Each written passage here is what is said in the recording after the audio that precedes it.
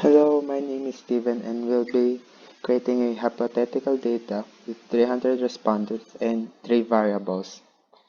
And first we will be doing the cases or the respondents, and we'll be creating 300 of them. 300. Next, our first variable will be anxiety, which I'll be labeling it as A1. Next is to equal sign rand, double click, then 1 comma 6, enter. So double click, and we'll be repeating that for our peer pressure, which will be P1, double P, which is parental pressure.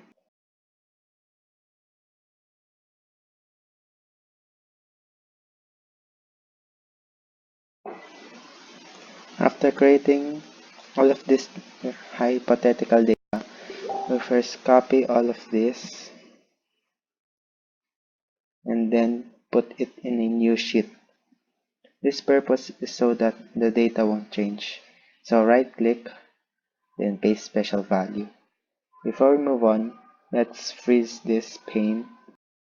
Next, we will perform our normality test, which will first insert 4 columns at the end of every variable.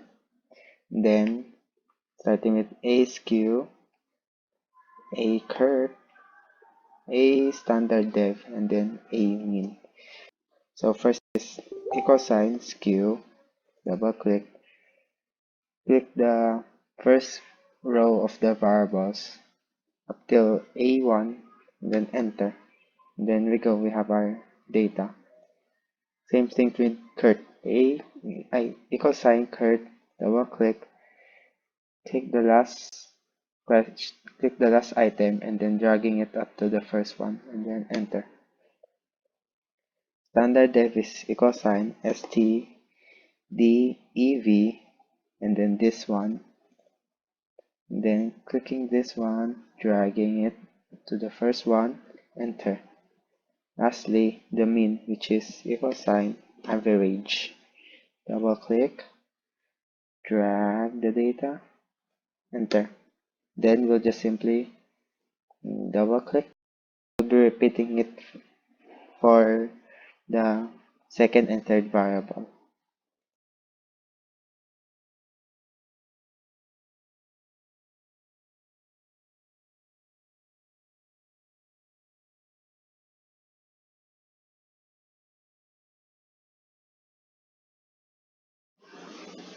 After creating all of this data, we'll now find if there is an outlier. To do that, we'll be looking at the skew and the curve. If the value of skew is more than 3, it is an outlier. If the value of the curve is more than 8, it is an outlier.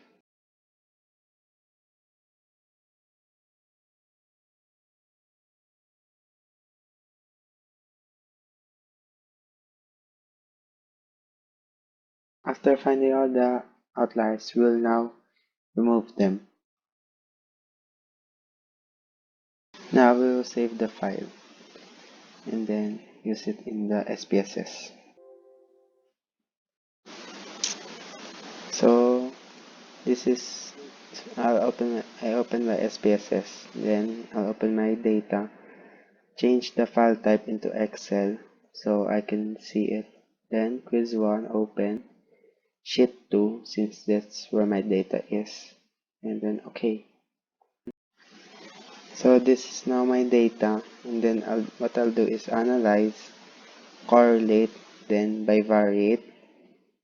I'll take all of the mean, A mean, P mean, and then the double P mean, and then it is always two-tailed.